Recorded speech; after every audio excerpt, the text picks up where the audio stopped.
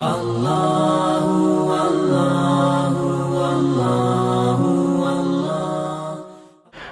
فارمی مرغی کو کھانا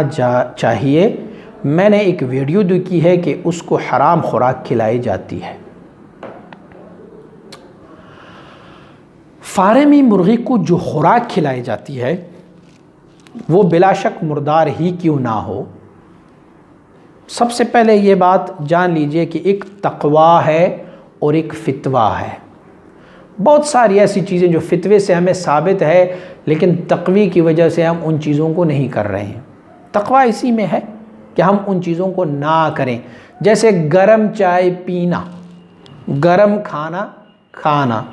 اب فتویٰ تو یہ ہے کہ آپ جتنا آپ کی منہ جو ہے وہ برداشت کر سکتے ہیں آپ کھا سکتے ہیں اس کو، لیکن شریعت مطہرہ نے کچھ تقویٰ کی بھی اصول رکھی ہوئی ہیں۔ تقویٰ یہ ہے کہ آپ کھانے کو اتنا گرم مت کھائیں، اس کو مکروہی تنزیہی کہا جاتا ہے۔ اب دیکھیں، پیشاب کا ایک طریقہ فقہاء نے ذکر کیا ہو، ایک بندہ ایک ایسی جگہ بیٹھا ہو، پیشاب کر رہا ہو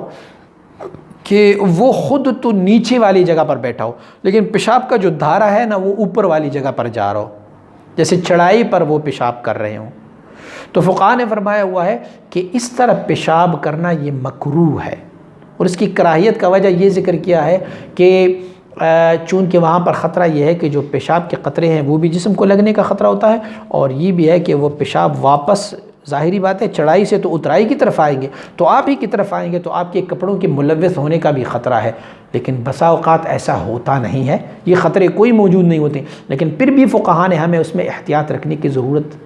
برداشت فرمائی۔ مستعمل پانی ہے، جب ہم وضو کرتے ہیں ان کا مستعمل پانی ہے، فقہاء کا اس میں اتفاق ہے کہ جب آپ مستعمل پانی ہے اس پر آپ دوبارہ وضو تو نہیں کر سکتے، لیکن اگر آپ کے جسم سے وہ پانی لگا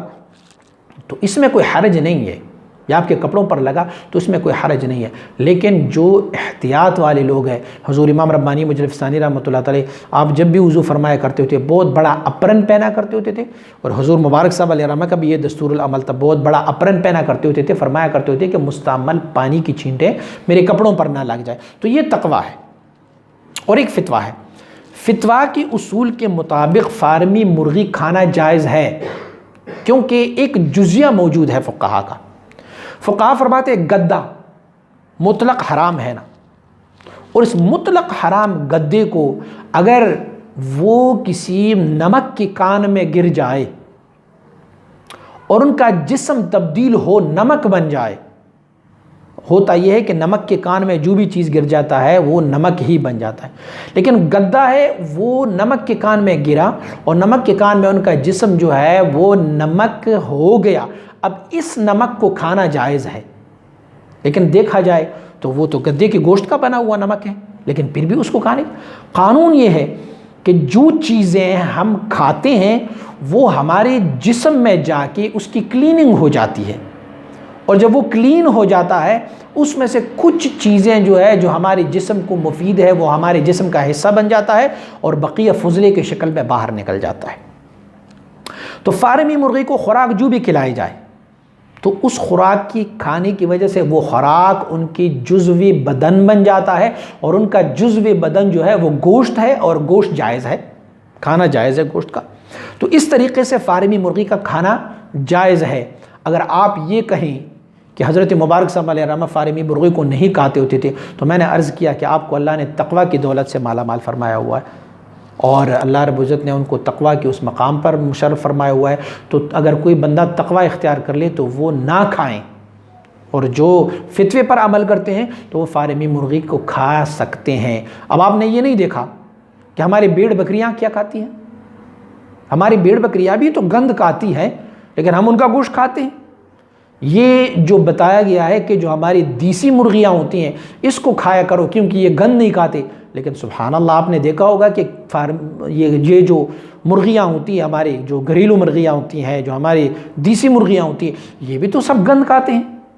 اور گند کھانے کے بعد وہ گند ان کا جزو بدن بن جاتا ہے۔ اگر کوئی یہ کہے کہ فقہاء نے ایک طریقہ یہ بھی ذکر کیا ہے کہ گھریلو مرغی جو ہے اس کو 3 دن باندھا رکھا جائے اور 3 دن ان کو خوراک کھلایا جائے، اس کے بعد ذبح کر کے اسے کھایا جائے، تو میرے بھائی جو 1 مہینے پہلے اس نے کچھ کھایا تھا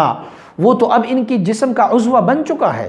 आज़ाए जिस्म बन चुके हैं, गोश्त में तो वो खल्त हो चुके हैं, तो 3 दिन बांधने के बाद भी उनके जिस्म में वो आज़ा तो मौजूद हैं, क्योंकि उनका गोश्त जो उनसे बना हुआ है। तो फलिहाजा फार्मी मुर्गी। और मेरे भाई, ये जो हम नेट से जो वीडियोस देखते हैं ना, इसमें बहुत सारी ऐसी चीज़ें होती हैं कि हमारे 2 कंपनियों के दरमियान कोई तनाज़ा चल रहा होता है, पेप्सी और मरिंडा वालों की कुछ चल रही होती है, हमारे जो है वो लेज़ चिप्स वालों की चल रही होती है, फ़लाँ का चल रहा हो, फ़लाँ का चल रहा होता है। तो सहारा लेते हैं इस्लामी क़वानीन की। वो कहते हैं लेज़ में उन्होंने फ़लाँ चीज़ें शामिल की हुई है, इसीलिए लेज़ जो है वो हराम है, पेप्सी में ये चीज़ें शामिल की गई है तो ये हराम है। फलिहाजा ये सारी जो है ना, ये बिज़नेस और इकॉनमी की बातें होती हैं। जब तक कि आपको किसी चीज़ के हुर्मत के बारे में सही पता ना चले, उस वक्त तक उन पर हुर्मत का हुक्म लगाना ये बईद अज़ क़ियास है। तो फार्मी मुर्गी खा सकते हैं, बशर्ते कि ज़ाबिह जो ज़बह करने वाला हो वो ज़बह करते वक्त बिस्मिल्लाह पढ़ें और सही तरीक़े से ज़बह कर लें, तो आप खा सकते हैं उसे। सिलसिला लिए सैफिया की नाते मनक़बतें व बयानात व दीगर मालूमात से आगाह रहने के लिए हमारे YouTube चैनल को सब्सक्राइब करें और इस वीडियो को लाइक करें और कमेंट ज़रूर।